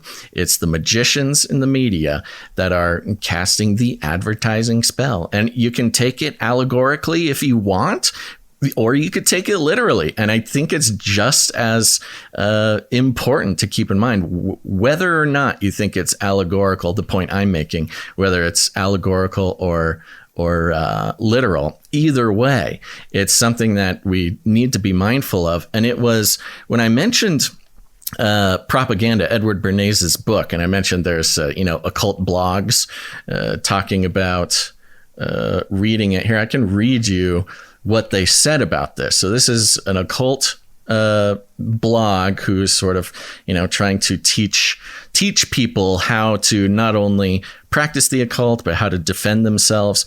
It says here, to get yourself more in tune with subconscious thinking, I recommend the book Propaganda by Edward Bernays, which was written in 1928. It's a classic. It can be found online as a PDF, blah, blah, blah. Where is it? Lucky for us, as it is usually out of print, and for good reason. I cannot recommend this book enough for the serious occultist, as it is an essential tool in your toolkit for reclaiming your own subconscious mind. Please read it. It's only 175 pages long. So they're almost presenting the seminal book that invented advertising, reading it as a defense, as an occultic defense against, magic being perpetrated on you. Yeah. I just can't, it just blows my mind every time. I talk about it so often, and it's such a core principle, I think, to living in this world that we're in, that I think I would be remiss if I didn't point it out in conjunction with everything we're talking about here. Yeah, I agree. I have to piggyback on that, Basil. It just reminded me of the Henry Ford quote, who said, "It is well," and this is relevant to all the banking stuff going on right now. It is well enough that people of the nation do not understand our banking and monetary system, and you can replace that with advertising system or anything. For if they did, I believe there would be a revolution before tomorrow morning. And it's true. If people truly understood the mechanisms and how they're being manipulated, they wouldn't fall for it. But I think it's interesting that we are in a time where more people realize it, but there's also the controlled revealing, the controlled awakening process, it seems like, where the Tim Pool example, where a bunch of people that woke up to the truth, the anti-establishment kind of thing. And there's, in the last couple of years, they realize that like, oh, the government's lying to us or whatever. They listen to Tim Pool, and then you get a magician in there, and then all of a sudden you got millions of people that are like, oh yeah, this Eccles guy's got some good ideas. And then your truth or awakened people are all into, whatever, chaos magic, or at least being manipulated by it without even knowing it. So, it's just the mechanisms continue, I suppose, and keeping the larger population at bay is a skill that they have perfected, and I think they will continue to perfect. And, really begins to sound like a situation where the earth will, eventually, if you talk about the rapture and the harvesting and the wheat and the tares and all this kind of stuff, I don't know, makes more and more sense to me. But, we're coming up on a little bit of time here. William, you have any works other than, I know your podcast, again, you have, almost 800 something episodes, 895 episodes as of this recording. I see that we got a repost up there recently. That's fun. I did. I found those old interviews, so I posted both of those. Right on. And people were listening. It did very well. This one will be the 896th. So that's what we're talking about. All right. But if you have any links or anything you want to promote, let me know. But I've just been kind of grinding away, just research grinding, trying to figure things out, trying to understand the smiley face killers. There's just a lot of very dark things happening that people need to be aware of and protect themselves from. Very philosophies, like dark philosophies that some people I think are actually implementing in the real world to control. And I think that's kind of the theme of this whole talk is like, don't get mind controlled. Like you need to have these, understand propaganda, understand Bernays. But it ties into, believe it or not, it's MK Ultra, which was really not something to get controlled assassins, but to control the population through a variety of means, whether it's drugs or fake philosophies and so much. So there's a lot of cul-de-sacs for people's lives that they could go down that are actually there to control the population. So you go back to biblically based life, stick with Christ, pray, read the New Testament, Old Testament too, but you'll save yourself from a lot of grief by going down some of these roads that they have set up for you. TV is not your friend. And it's really, I think that even these corporations, they know that advertising and public manipulation is part of their business plan. And so that's what they do, is try to sell their products, even if it's a harmful product.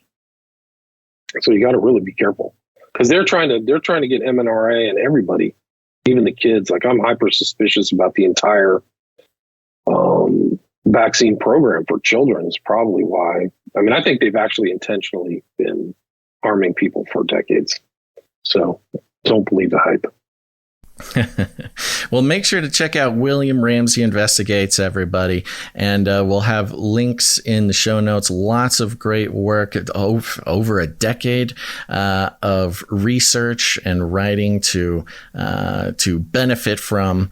And what's your website again? William Ramsey WilliamRamseyInvestigates.com. Yeah. There you go. I'm on Twitter, Gab, Instagram. You can send me an email. All over the place. I have 5 documentaries too. I have 5 documentaries on Vimeo. Oh, there you go. There you go. All right. Go check out the Vimeo. Well, and of course, check out previous Canary Cry Radio episodes 20, 100, and 114. You could probably skip 100. It's 8 hours long. But 20 and 114 to hear our previous conversations with William Ramsey. Thank you very much for coming on the show, buddy. I appreciate it. Likewise. It's great to talk with you guys again. And there you have it, folks. That was William Ramsey from William Ramsey Investigates. We really appreciate his time, and we hope you appreciated this episode of Canary Cry Radio. That was fun. Yeah, it was a good time. I thought we did some reflecting, but also some looking ahead. Things you do on podcasts. Oh, imagine that.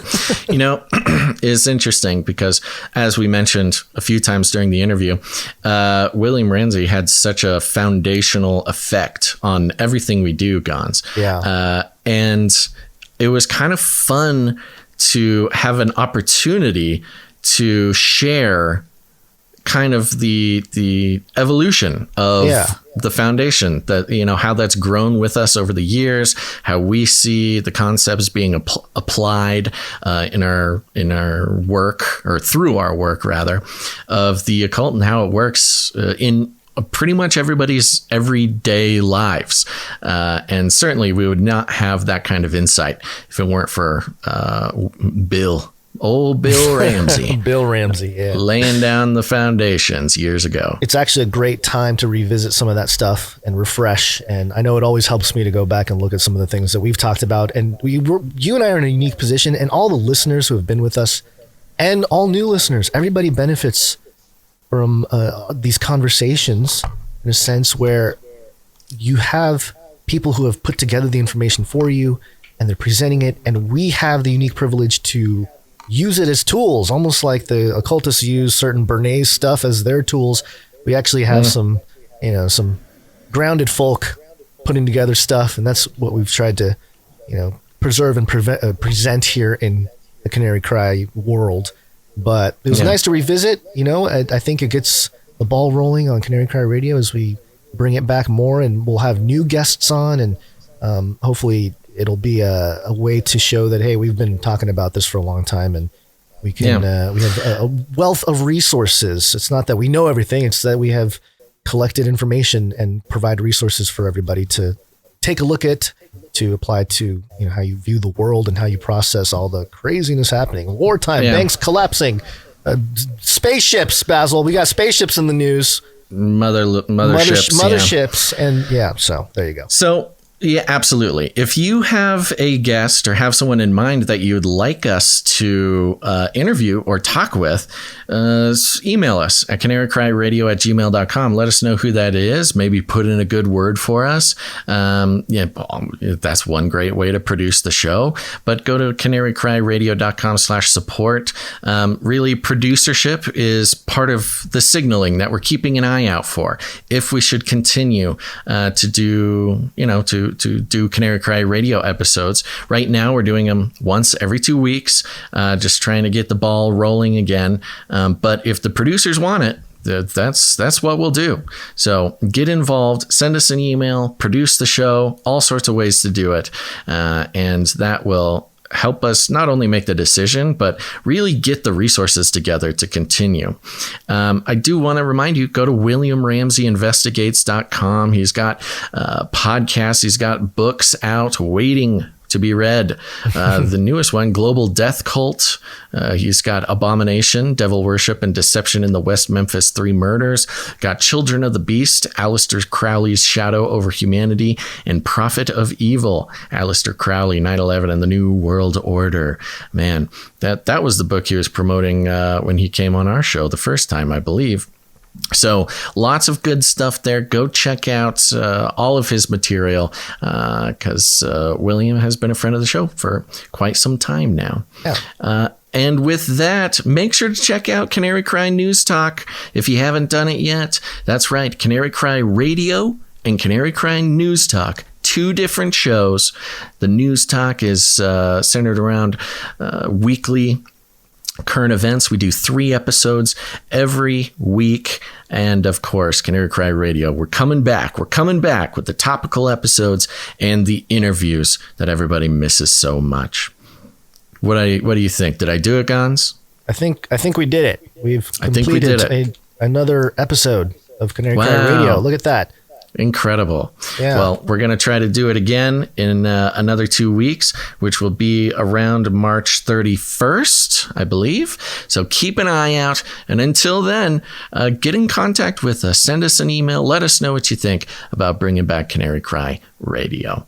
Yep. But like I said, make sure to tune in next time. But until then, think outside the cage.